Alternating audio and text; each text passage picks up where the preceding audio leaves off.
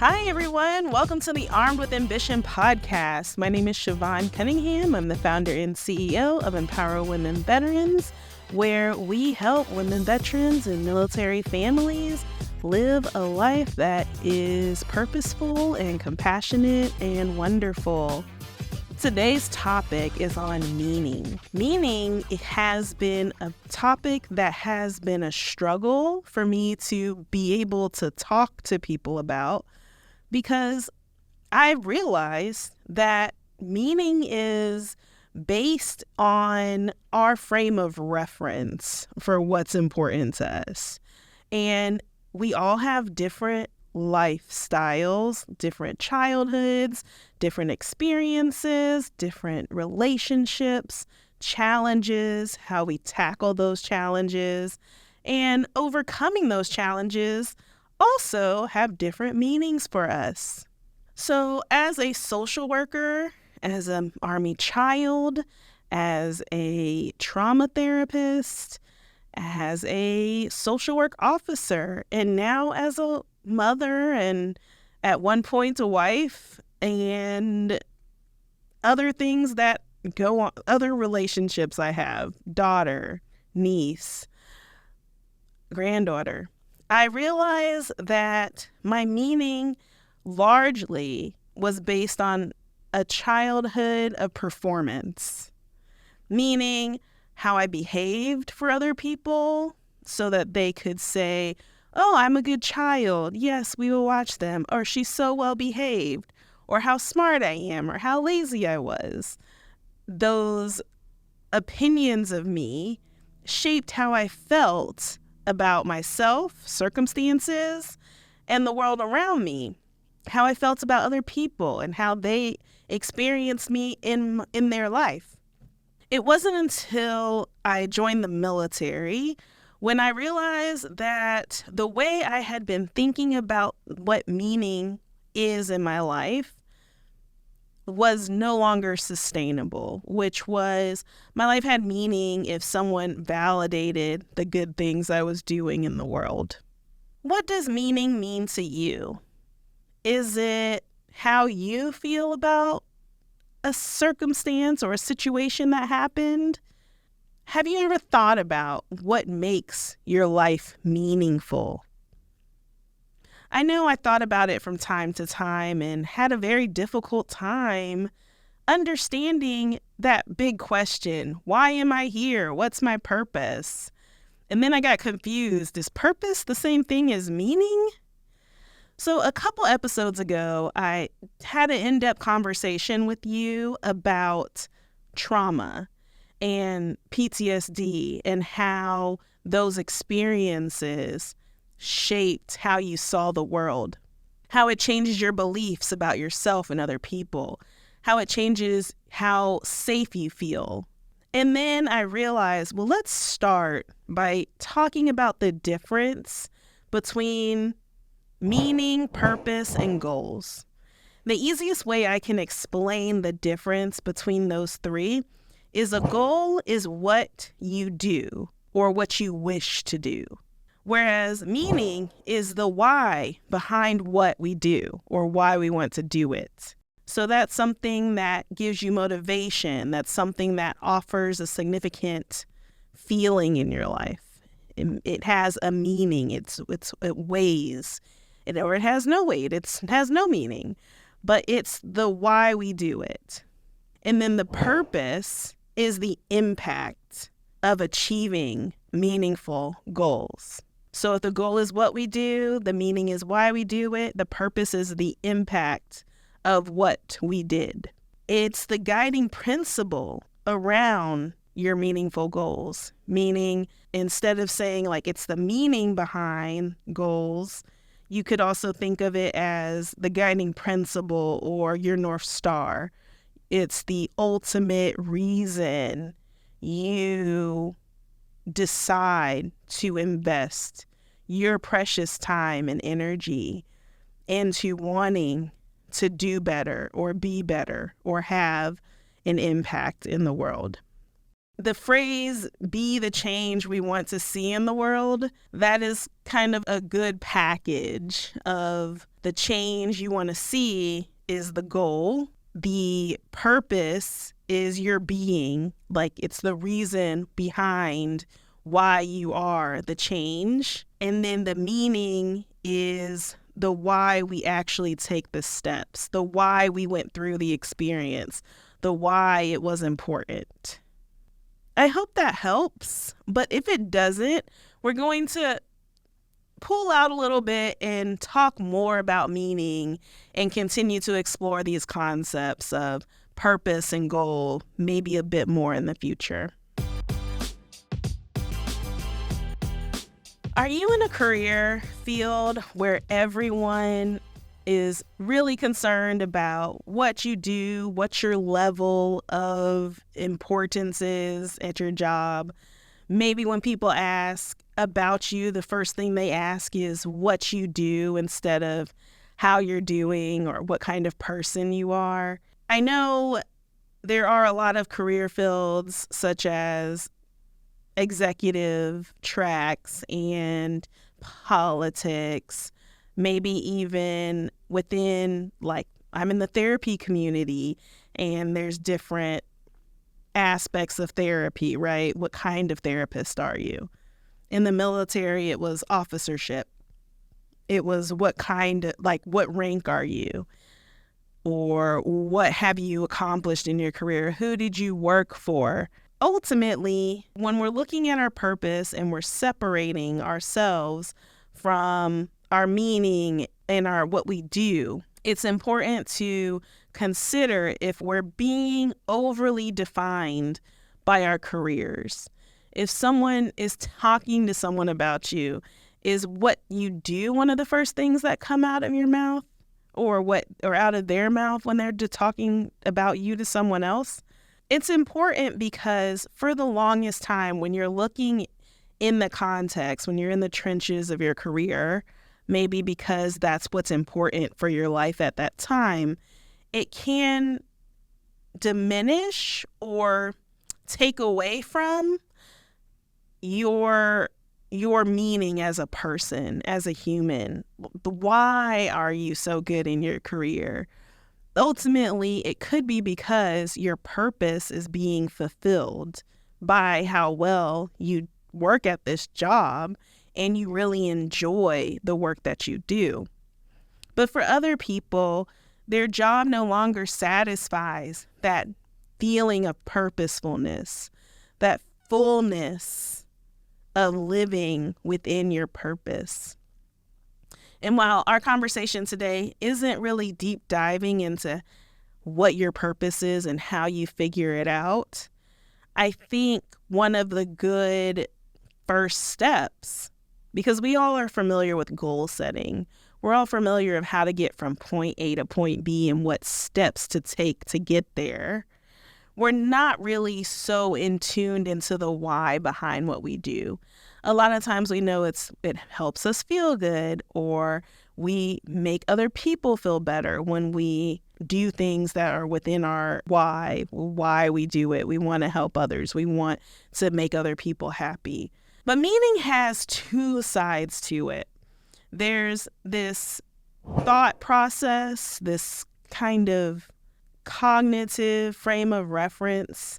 There's a therapy term called schema, a psychology term or a human development term called schema, where it's how your brain finds commonality in things and makes it easier to process information based on what you've encountered already in the world.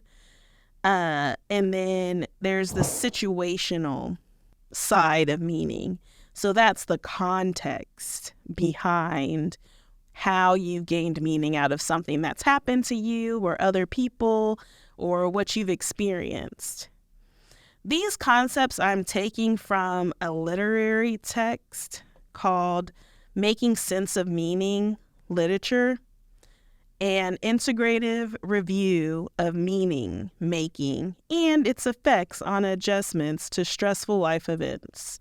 and it's by Crystal Park, and it was created in 2010 or published in 2010, and it was in a journal called Psychological Bulletin.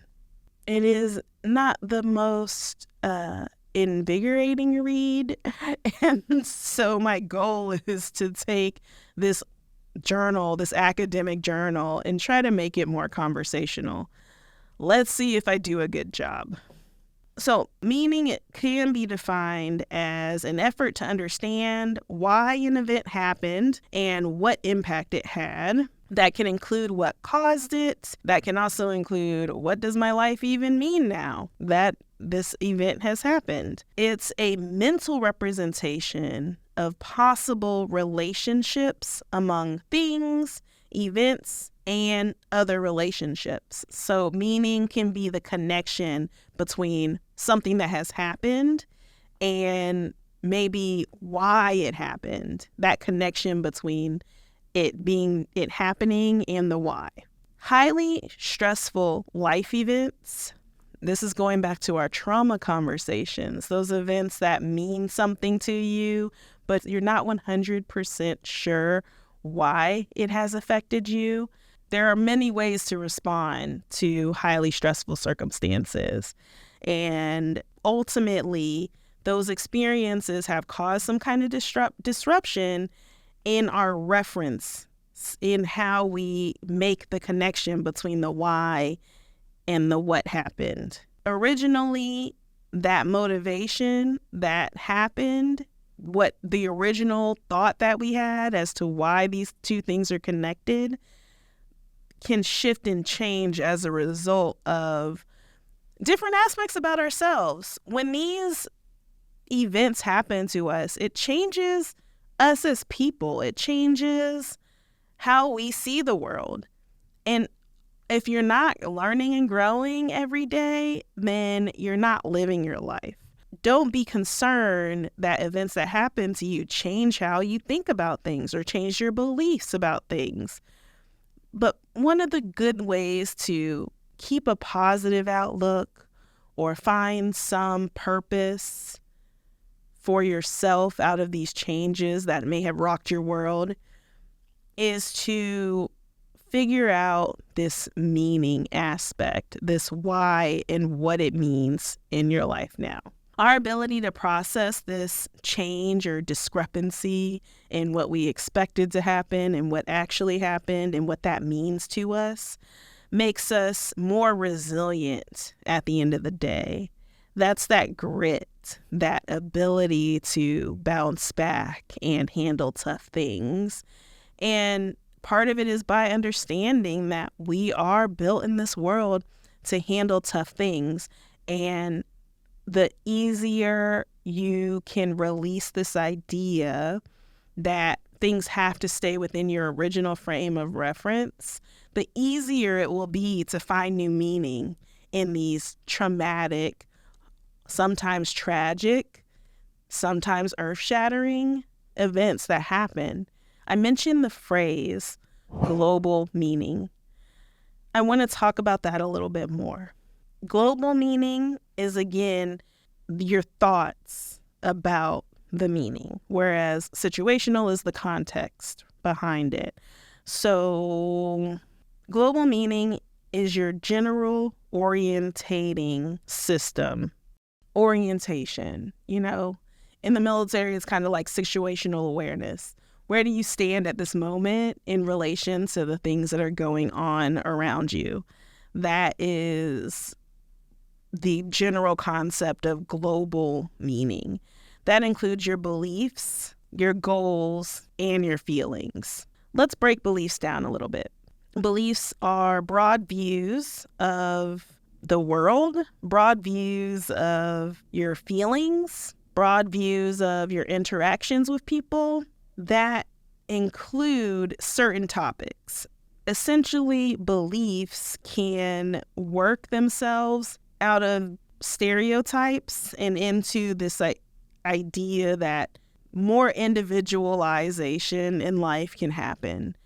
For instance, a your mama joke is kind of broad enough where it can apply to more than one mama.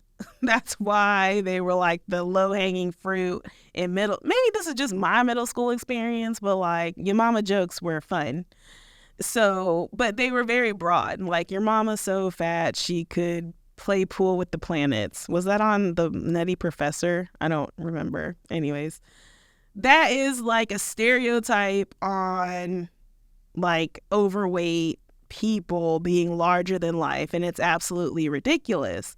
But the ridiculous nature of it makes it easier for you to add mental pictures, deduct reasoning from it, whatever it is. Whereas when you're making meaning of something new that's happened, you're starting to drill down from a general topic to think like, well, actually, my mother is not overweight, and that's absurd. Like, no one's big enough to play pool with the planets. It's a really weird example that I'm using, but ultimately, they're just broad views, and I want you to think of something like, my brain processes information much easier if I can clump information together. And the best way for me to clump information together is to take what I generally know about the world, about a certain population, about a certain topic, and I'll deal with figuring out how to make it more specific to the situation that just happened to me when I am up to it. Whether you're feeling up to it, whether you're mentally up to it, whether you're physically up to it. It's usually just add a letter date. It takes some time to process new meaning out of this broad view, this general information. Some general topics of information include justice, what's right and what's wrong, what you believe is right and wrong, control, if I had only done X, Y, and Z, if they had only paid attention to A, B, and C, that I could have had a different outcome. The idea that you are in control of really anything other than your thoughts. This idea of control of the outside world and how much we have at any given time. Predictability. Very close to control, but predictability is more like the processing part. If, for instance, last night, I was walking my dog, and I live in a pretty populated area, and I looked in the corner and I saw this black thing moving, and I was like, what is that? It was a bear. Now, clearly the bear saw me and my dog coming and went in a different direction. But what if that bear had time to come after me today? That was unpredictable. And then it led to another conversation where my mom was like, do you know the phrase, like, if it's a polar bear, you're dead. If it's a grizzly bear, run away. If it's a bear, it's some kind of rhyme. A black bear, play fair, late. I don't know. It was stupid. It was a stupid phrase in the sense that, like, I'm not going to have time to do any of these things if I see a bear. I'm going to pray and run away. Like, pray and get away. That's what I'm doing if we're rhyming things. Because you can't predict a bear. It's not something that you can really predict. You can be thankful that the bear chose not to mess with you, but ultimately you just don't know what they're going to do. It's a wild animal, okay? That's my public service announcement for living in Alaska, where bears just think they live in this is like, we are on their turf in a city. We're on their turf. Welcome to the last frontier. Coherence. Do things make sense? Things have to make sense. Life is stranger than fiction, right? But we read a lot of books, we watch movies, we play video games. We have all these things in the world that help us make sense of the things that happen to us. And if it doesn't make sense, it can cause a glitch out. And then you have to figure out, like, well, what do I believe? If it doesn't make sense, what does that actually mean? So as an individual, you have your own beliefs and views of yourself, but you also have views of other people. And so beliefs aren't just necessarily about how you process information for yourself, but it's also about how you make meaning about your interactions with other people as well. So that's beliefs. It is this idea that you think something based on what you've experienced, and then making meaning is the why behind those thoughts. And sometimes it can be as simple as, this is the only frame of reference that I have, and because I live in life. And that's the thing, you're not a lazy person, you're not a dumb person, you're not an intolerant person because your general schema or your general frame of reference for any given situation, event, or thought is what it is. It's just that you haven't experienced anything to change it, or you haven't experienced anything that has made you challenge or want to make new meaning out of what those beliefs are. So please, I never want anyone to take the information that I give and use it as a way to beat up on yourself some more. Like, I should have known. Why didn't I take more time? You didn't take more time because you have enough stuff on your plate to deal with, and this was not a priority at the time. Something will happen and it'll become a priority and you'll figure it out. That is the belief part of global meaning. Now let's talk about goals. Goals are internal representations of what you deserve or what someone deserved. That's related to events or even steps or processes or outcomes. So goals are essentially outcomes. That internal representation is just that knowledge that I want this outcome to happen. And that's your goal. That's pretty simple, right? Goals can be desired end states. So that's just another word for saying outcomes. It can be things that have already happened or things that you have already owned. So for instance, in that perspective, it can be like a relationship goal, right? Maybe you have experienced a great relationship and you want to experience those things again. So your goal is to re-achieve that outcome, that relationship, that state of being. Some of the more common goals that we have as humans are relationship goals, like I said. And no, when I say relationships, I'm not necessarily talking about romantic relationships.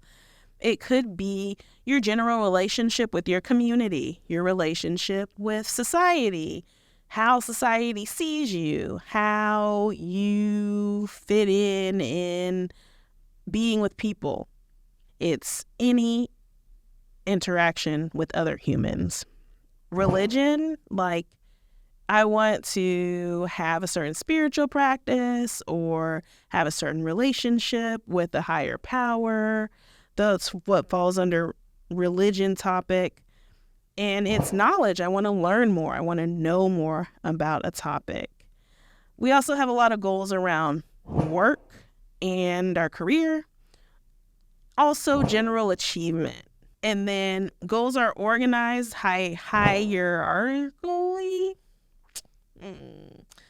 Goals are organized based on like how hard you want to work for them or what's the most important thing to achieve.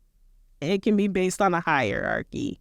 Oh, and so when you put things on a hierarchy, there's like usually a general main goal and then the sub goals that are less important maybe, but necessary to get to the higher goals. And then also based on the higher goals, you can kind of filter out the things that are not as important. But that process of filtering and organizing, that is all part of your making meaning, because when you're choosing what's important and what's not important, you're making a hierarchy. You're making a decision on the value, the why. Why am I doing this? Why do I need to take this step? It is less important than the other steps. Do I really need to do it? There's meaning behind why you're choosing those steps. And then when I talk about feelings, when it comes to meaning in the global sense, we're talking about the things, the feelings, the emotions behind achieving a feeling of meaningfulness, which meaningfulness is a sense of meaning. This thing that I'm doing is going to lead to an impact of some sort, that a person has purpose and is thought to be derived from seeing one's actions as oriented towards a desired future state or goal. So again, going back to goals and beliefs, you see that the steps you're taking are leading you towards your purpose, are they meaningful because they're steps in the right direction towards where you want to be, your desired outcome. Therefore, they're meaningful. The best way I can describe this was not as big of a deal to me.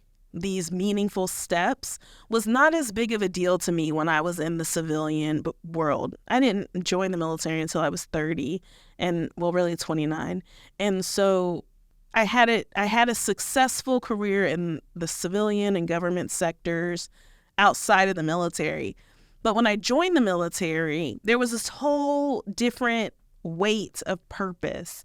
And there was always usually some sentiment or some sense of meaning behind my daily grind. I very rarely was like, why do I have to do this? This is stupid. Because ultimately it usually came down to readiness to, deploy, or readiness to fight, readiness to be able to make change, readiness to save lives, things like that. Whereas it really irked me when I went back into the civilian sector and was given tasks to do, and there was no goal or purpose behind why I was doing it. For instance, I worked at a insurance company, and they had me making phone calls and reaching out to people who were in hospital settings, trying to see if they needed case management services, if I could connect them to resources in the community. Well, the infrastructure was not here to provide a lot of these clients with the resources. So I found myself very often calling people who are already in a distressing situation because, mind you, we've already established that they're not in a state of being where they can function on their own. That's why they're in an inpatient hospital setting. But yet I've also called them in the middle of their treatment to be like, hey, how can I help you when you transition out of this facility? But then had no resources to give them. It was very frustrating. And it's like, what's the point in me calling these people? Well, the point is because they had boxes they wanted to check in. After what I had accomplished in the military, checking boxes for no purpose, just to call people and say that I'm here to help them and then not be able to help them, was an extremely frustrating task for me. And I did not have a sense of meaning behind it. Now, this proves a very interesting point because a lot of times your meaning is the other person's meaning. Depending on where you are in the chain of command, where you are in the leadership chain. I was an entry-level case manager type of job. Oftentimes we associate importance with the level of pay that we're getting for our job. And so for me, because the pay was a more than livable wage for me at the time, there was this idea that the job itself was had a little bit more weight to it in my life than my superiors, my boss, the CEO, felt that the job should have, because in her mind, her job is to fulfill the actual number of phone calls and to gather data. But because I was an officer, I'm like, okay, we're gathering data. What we gonna do with it? Who are we reporting this data to? Where's the reg that tells me what it is I need to do with this information so I can make the most out of what my day-to-day interactions are at this job? Well, that wasn't my assignment. But because I was functioning on a higher level of meaning I wanted this position to feel as important as I'm used to my other jobs feeling, it really frustrated me because that was not what the employee, I mean, no, I'm the employee. It's not what the employer wanted from me. And I couldn't reconcile those two things. So that was the difference between the why behind why I was doing it and the why behind what I was assigned to do by the people who assigned me to do it. It's very important to take a step back sometimes and really think about these things. It's just very difficult sometimes when you're in a system, like in the military, the system, everyone was pretty much on board that even if they didn't 100% understand the reason behind what they were doing, it had been established through boot camp that essentially everything we do is to save lives, whether it be our comrades in arms, or it be fighting against the enemy, or it be to keep our family safe. There was just a constant weight into the importance of what we were doing. And then when I got out of the military, that meaning behind what I was doing, that why am I doing this? This is so frustrating. It didn't sit with me. Like I could not function at that job. Funny story about that job. I ended up hysterically laughing at the CEO because she told me that she didn't think that I had a full understanding of of what I was doing and that she questioned my values. And I immediately rattled off of memory what that company's values were, how what I had done on a daily basis fits into those values. And then ultimately rage quit because I was just like, how dare you? How dare you? It makes me laugh now, but I left that whole situation just very angry because it's like I am sitting here trying to make the thing happen. I'm trying to achieve the goals, but in order for me to be motivated to do so, I need to know the why. So if you go back to what I said in the beginning, that meaning is the why we do it. It's the motivation. It's the significance. As a leader in any organization, this is probably something that a lot of organizations don't understand when they're working with veterans, is that they, in general, we want to do the job. We want to know why we're doing it so we can do it well because we want to help you achieve your goals, because we find value in accomplishing the mission and getting the thing done. And it makes us angry when that is questioned without asking, like, why is this so important to you? Why do you ask that thing? And you don't have to. You don't have to be a good leader and respect that maybe this veteran who you're working for, who's working for you, is angry because they just want to do the job well and move on with their day.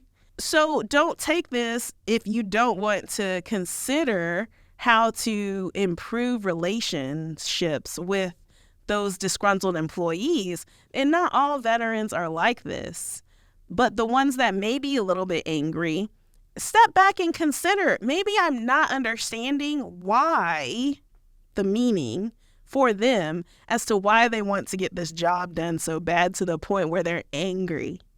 Because it's usually not because they have an anger problem. It's usually because, one, the military anger is probably one of the only acceptable non-happy feelings. And so it's just the default is to be, when you're disappointed, you're angry, because nobody really gets super upset in the military if you're angry. I don't know, just a thought. I've been reflecting on that a lot. It was a little bit of a tangent, but I think it's important because the veteran population is huge.